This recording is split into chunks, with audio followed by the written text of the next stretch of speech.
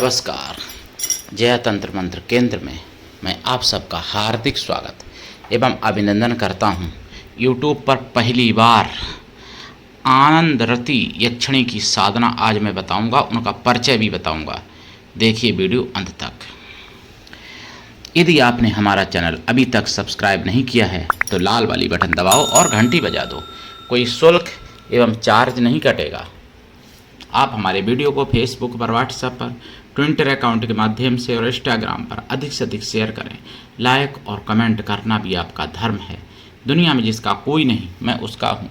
यदि आपको अपनों ने धोखा दिया है अथवा आपको परायों ने धोखा दिया है तो आप एक बार मुझे अवश्य आजमाएं। हमारा मोबाइल नंबर है 9305 63 71 73।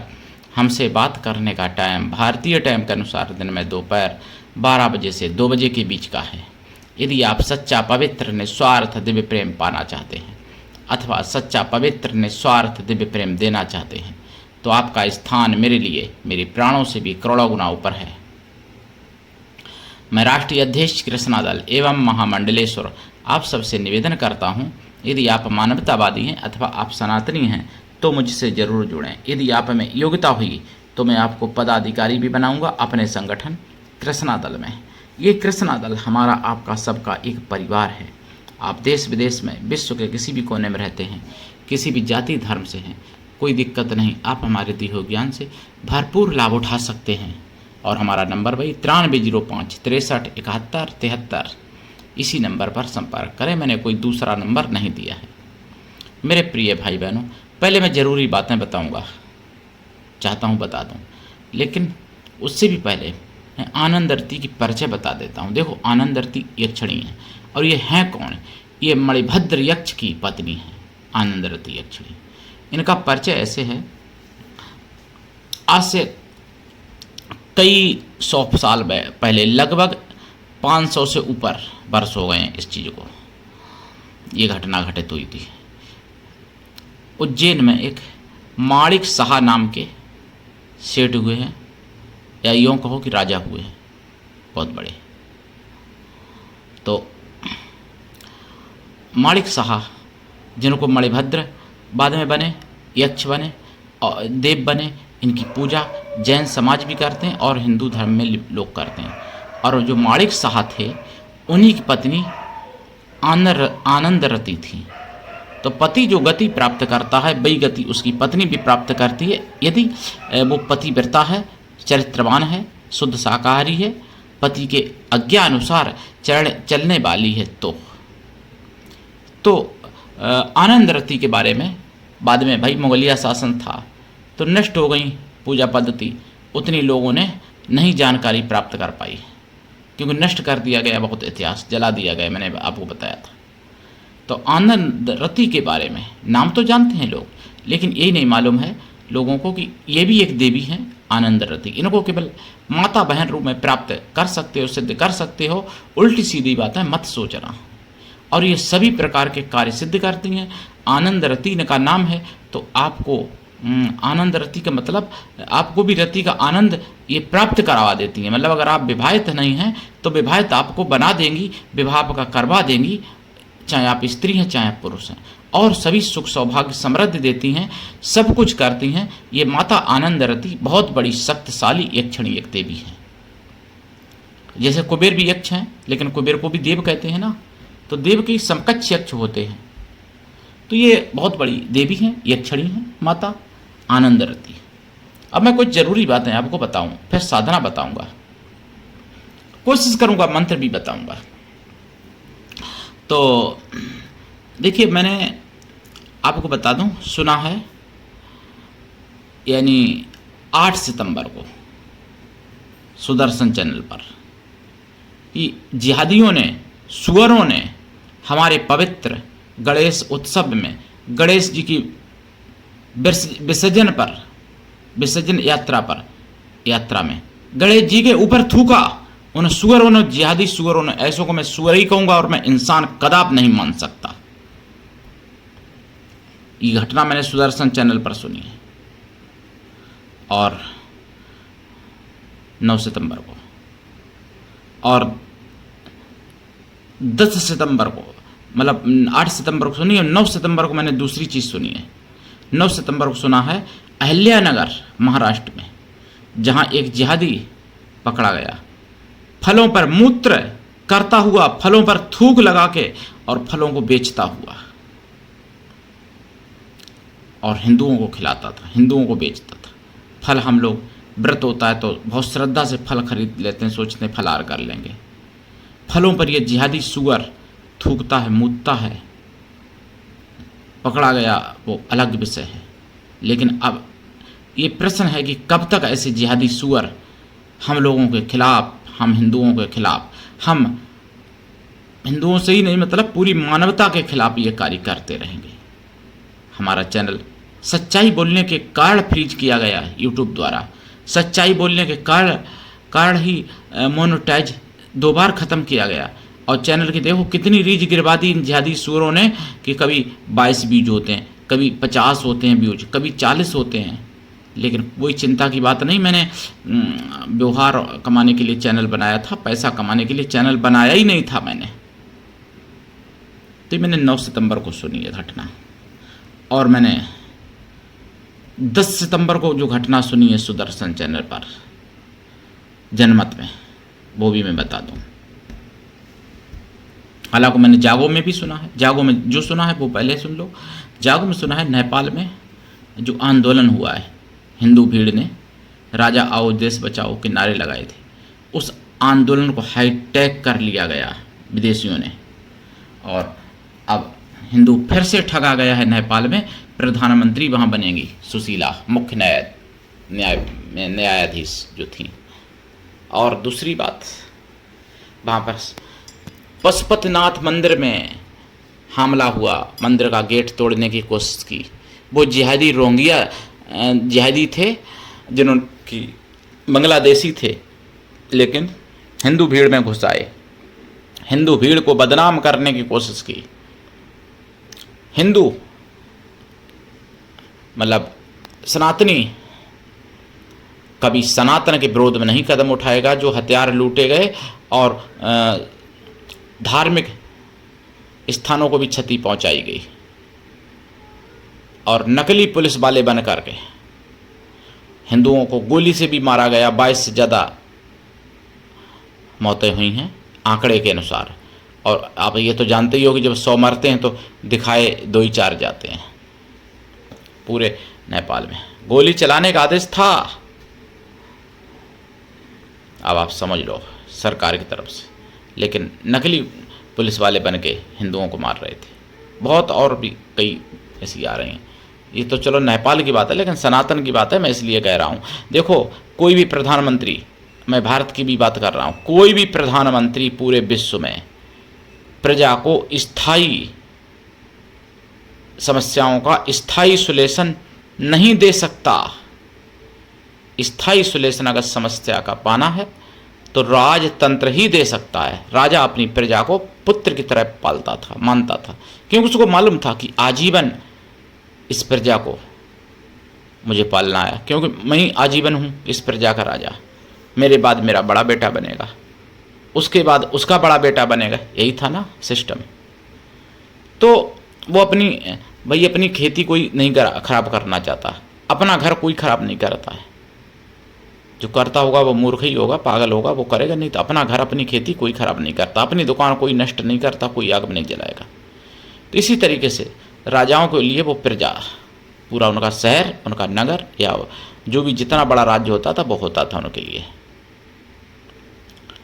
पर अब तो 5 साल के लिए आते हैं। उनको पता है कि 5 साल बाद हम आए ना आए, इसलिए 5 साल में जितना चूस पाओ प्रजा को चूस लो, क्योंकि 5 साल बाद जरूरी नहीं कि मैं आए ही दोबारा। 5 साल बाद कोई दूसरा आ गया तो इसलिए 5 साल में इतना वो चूस लेते हैं जो कि उनकी कई पीढ़ियां बैठ के खाती हैं। 5 साल बाद अगर वो आए गए तो उनका सोने में सुहागा, नहीं आए तो फिर उनका तो मालामाल तो ही गए। पेंशन तो मिलेगी, सनातन हो देश चाहे दूसरा देश हो, विधायक या सांसद की पेंशन तो मिलती है। कुछ लोग तो ऐसे हैं भैया हमारे भारत में जो कि विधायक बने और फिर सांसद बने तो डबल पेंशन पाते हैं। अब आप समझ लो।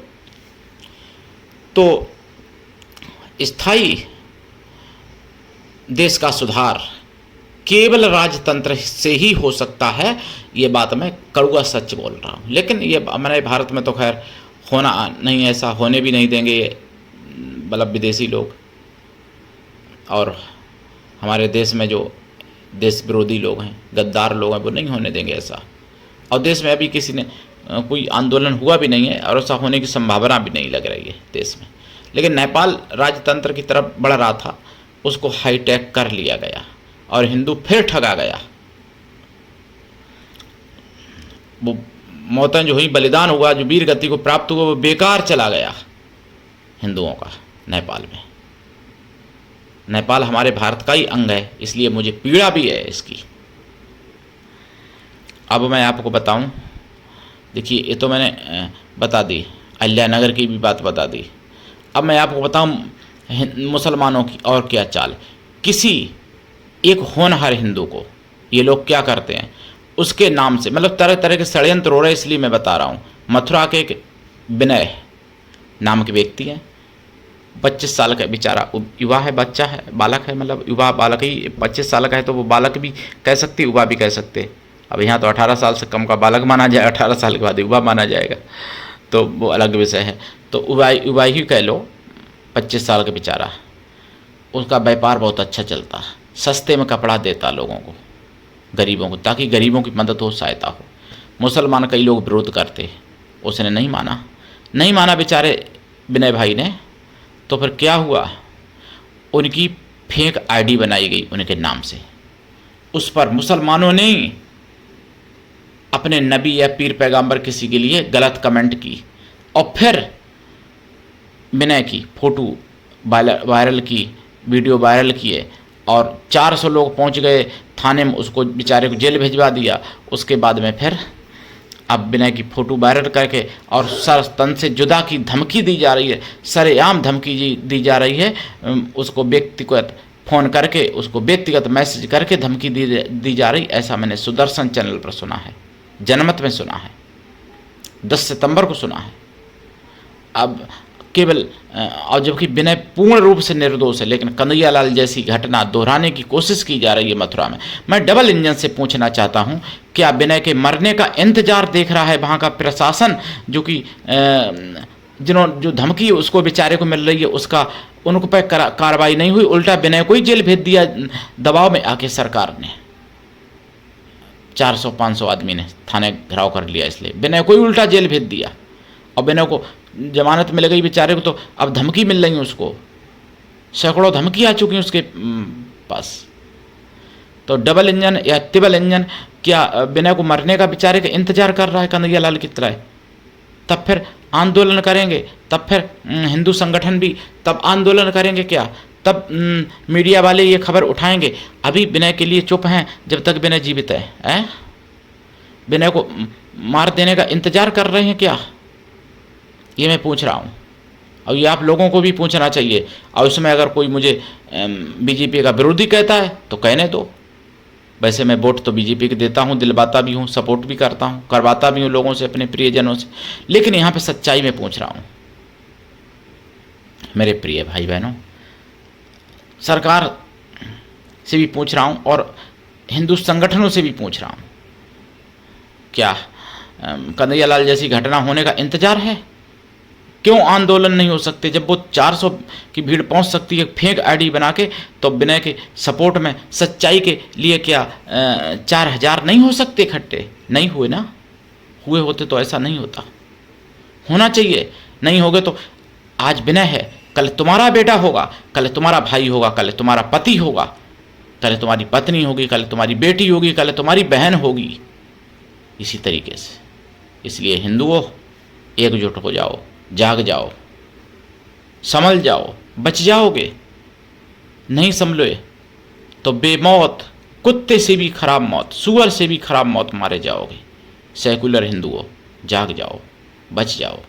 और हिंदू जब समाप्त हो जाएंगे भारत में, तब फिर मुसलमान भी मारे जाएंगे। मुसलमानों को मारने वाले मुसलमान ही होंगे। हसन हुसैन को मारने वाले कोई बजरंग दल के या आरएसएस के लोग नहीं थे। तो इसलिए मुसलमान जो समझदारी से अगर काम लेना चाहें, अगर अपना भला चाहते हों, तो हिंदुओं को बहुसंख्यक रहने दें, उसी में भलाई है, नहीं तो मुसलमानों का भी खात्मा मुसलमान ही करेंगे फिर, क्योंकि हिंदू तो रहेगा नहीं, फिर कौन बचेगा? मुसलमान ही बचेंगे ना, मुसलमान खात्मा करेंगे मुसलमानों का। क्या अफगानिस्तान में नहीं हो रहा, सीरिया में नहीं हो रहा क्या? वहाँ तो हिंदू नहीं है, वहाँ भी तो हो रहा है, और भी देशों में हो रहा है। और देशों में प्राकृतिक आपदाएं भी इसीलिए आ रही हैं कि लोग सनातन से दूर हो गए। अफगानिस्तान में कितने भूकंप में कितने लोग मारे गए, कितने बेघर हुए। नेपाल में बहुत कुछ ऐसा हुआ जो सीधा पता चलता है कि नेपाल में हिंदुओं ने नहीं बल्कि हिंदू विरोधी लोगों ने किया। 1500 से ज़्यादा कैदी फरार हो गए जेल तोड़ के, कई जेलों के। ये सब जेलों को आगे लगाई गई। 25,000 से भी ज़्यादा केस कोर्ट में वहाँ जला दिए गए कागज। 25,000 से भी ज़्यादा केसों के।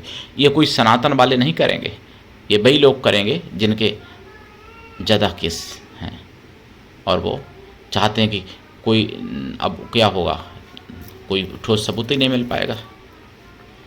मेरे प्रिय भाई बहनों, अब मैं आनंद रति यक्षिणी माता देवी की साधना बताने जा रहा हूँ।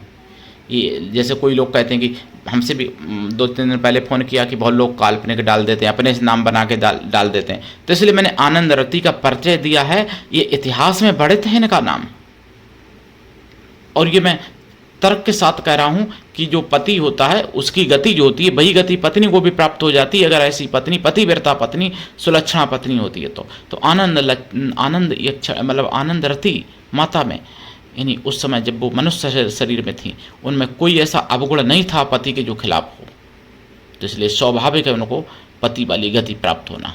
तो जब वो मणिभद्र वीर देव हैं, यक्ष हैं, तो आनंद रति भी तो यक्षिणी देवी हैं और सत्य है। इनका मंत्र भी है मेरे पास, मैं बताऊंगा, लेकिन मुगलिया शासन में इनको नष्ट कर दिया गया था इनका इतिहास को। जब माणिक शाह की मृत्यु कर दी थी डाकुओं ने, ये देख लेना इतिहास में मणिभद्र के, में जैन धर्म वाले लोग जानते हैं, मानते हैं, जैन हमारे हिंदू ही होते हैं, जैन हिंदुओं का मस्तक हैं अगर सही कही बात तो। जैन कट्टर हिंदू होते हैं, सच्चे सनातनी होते हैं। बस एक अवगुण यही है कि अहिंसा ज़्यादा, मतलब हर जगह अहिंसा नहीं, कभी कभी अहिंसा अवगुण भी बन जाती है। तो एक ही अवगुण ये है कि अहिंसावादी होते हैं ज़्यादा, हर जगह अहिंसावादी नहीं होना चाहिए। अहिंसावादी केवल अपनों के साथ होना चाहिए, और जो जिहादी हैं, जो पागल कुत्ते हैं, तो उसके साथ तो हिंसावादी बनना पड़ता है ना भाई। पागल कुत्ता अगर आपको नोचने लगे आके, तो आप अहिंसा का कब तक पाठ पढ़ाओगे, वो तो खा जाएगा। तो पागल कुत्तों के लिए तो हिंसावादी बनना पड़ेगा, बनना चाहिए।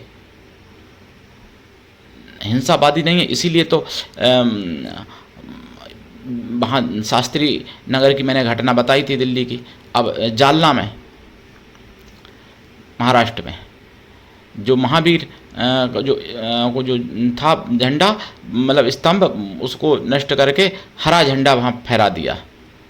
तो फिर दोबारा महावीर स्तंभ को उन्होंने सही किया, और मतलब महावीर का जो झंडा है सही किया, मतलब, और उसके बाद में हरा झंडा हटा के और गौमूत्र से पवित्र भी किया महावीर चौक में, जालना में। ये भी सुदर्शन पर जानकारी मिली मुझे। 9 और 10 दोनों दिन सितंबर में, 9-10 में दोनों दिन सुनिए मैंने। तो आनंद रति माता, इनकी साधना कैसे करें? देखिए, दीक्षा लेके इनकी साधना करें। गुरु ऐसा हो शिष्य कुछ भी ना ले, शिष्य भी ऐसा हो गुरु को सब कुछ दे, गुरु के लिए पूर्ण समर्पित रहे, गुरु पर पूर्ण विश्वास करे। गुरु ऐसा हो जिससे अपने मन की सारी बात कह सको, अपना भला बुरा सुख दुख पाप पुण्य सब कुछ बता सको, ऐसा गुरु हो। इनकी साधना पूर्व या उत्तर दिशा की तरफ मुख करके की जाती है। इसमें आसन आपका लाल रहेगा, माला लाल चंदन या रुद्राक्ष या लाल हकीक, कम से कम जाप 1.25 लाख है। साधना रात्रिकालीन है वैसे, और अगर कृपा चाहिए तो 1.25 लाख, अगर वचन चाहिए, प्रत्यक्षीकरण चाहिए, तो फिर लंबे समय तक जाप करना पड़ेगा। ये बहुत बड़ी शक्ति है, बहुत बड़ी देवी हैं, बहुत बड़े पुण्य होते हैं, तो 1.25 लाख में भी दर्शन दे देती हैं, वचन दे देती हैं। खोया की मिठाई का प्रसाद रखें, पंचमेवा का प्रसाद रखें। साधना काल में ब्रह्मचर्य व्रत, 1 टाइम भोजन, करें और भोजन सूर्यास्त से पहले कर लें, सूर्यास्त के बाद पानी भी ना पिएं। शुद्ध शाकाहारी लाइफ टाइम के लिए रहें। सूर्य उदय के बाद सूर्यास्त से पहले ही भोजन कर लें एक टाइम और पानी पी लें। पानी मतलब सूर्यास्त के बाद पानी भी ना पिएं इस साधना काल में। ब्रह्मचर्य व्रत तो रखें और जाप करें। चाहे तो जाप का दशांश हवन भी कर सकते हैं, अधिक समय न लगे, जल्दी सिद्धि प्राप्त हो, इसलिए दशांश हवन का दशांश तर्पण कर दें, तर्पण का दशांश मार्जन कर दें, मार्जन का दशांश पवित्र ब्राह्मण पतिव्रता स्वासिनी स्त्रियों को भोजन करा दें, या फिर पवित्र ब्राह्मण कन्याओं को भोजन करा दें, अथवा पवित्र जैन पतिव्रता स्त्रियों को भोजन करा दें, अथवा जैन पवित्र कन्याओं को भोजन करा दें, अथवा किसी भी जाति वर्ग की कन्या स्त्रियों को आप भोजन कराने के लिए ले सकते हैं, लेकिन वो मन से तन से पवित्र हों एवं शुद्ध शाकाहारी हों। ऐसा भी संभव ना हो तो गौ माताओं को भोजन करा दें और जाप करें। घी का दीपक जलेगा इस साधना में। साधना के दिनों में मतलब जितनी देर आप साधना करेंगे रात में उतनी देर तक दीपक जलता रहे, बीच में ना बुझे, ये त्रुटि होती है। और इनकी साधना करने से पहले कुछ और मंत्र भी जरूरी हैं। जैसे जैन धर्म में नमोकार मंत्र होता है, नमोकार मंत्र जपें। पार्श्वनाथ भगवान की सेवा जप कर लें और ये सब कर सकते हैं। माता पद्मावती का मैंने बताया ही थी साधना। धैर्येंद्र भगवान की भी साधना कर सकते हैं। ये सब साधनाएं सिद्ध हों तो फिर बहुत जल्दी आनंदरती माता प्रकट होकर दर्शन दे देती हैं। मंत्र तो इनके कई एक हैं मेरे पास, लेकिन एक है ओम ह्रीं, हाँ, ओम आम ह्रीं आनंदरति यक्षिणी फट, और दूसरा ओम ह्रीं आम आनंदरति दिव्य नमः, तीसरा ओम मणिभद्र प्रियाय धीमहि आनंदरतिये, ओम मणिभद्र प्रियाय विद्महे आनंदरतिये च धीमहि तन्नो देवी प्रचोदयात्। ये मंत्र है, थोड़ा भूल गया था, क्षमा कीजिएगा। तो हो जाती है भूल भाल, लेकिन ज्ञान पर ध्यान दीजिए। जो मैंने डाली है सच्ची साधना है, पूरे यूट्यूब पर खंगाल लीजिए, अभी तक किसी ने नहीं डाली और कोई डालता भी नहीं, क्योंकि किसी को पता नहीं है। लेकिन मुझे पता है, मैंने मंत्र भी इनके 3 मंत्र बताए हैं, और भी मेरे पास कई मंत्र हैं, लेकिन पूरी विधि में दीक्षा लेंगे तभी आपको बताएंगे। यहाँ पर पूरी विधि नहीं बताई जा रही है, कुछ और भी इसकी विधि है, तभी ये सिद्धि प्राप्त होगी। तो करिए साधना, उठाइए लाभ और अपना चैनल समझ के जन जन तक पहुंचाइए। आप सबका चैनल अकेले हमारा नहीं है, सनातन धर्म की आवाज़ है, इसलिए सभी के पास पहुंचा दीजिए। जागते रहिए और दूसरों को जगाइए। आज के लिए इतना ही, धन्यवाद। जय श्री राम, हर हर महादेव, वंदे मातरम, जय जनेन्द्र।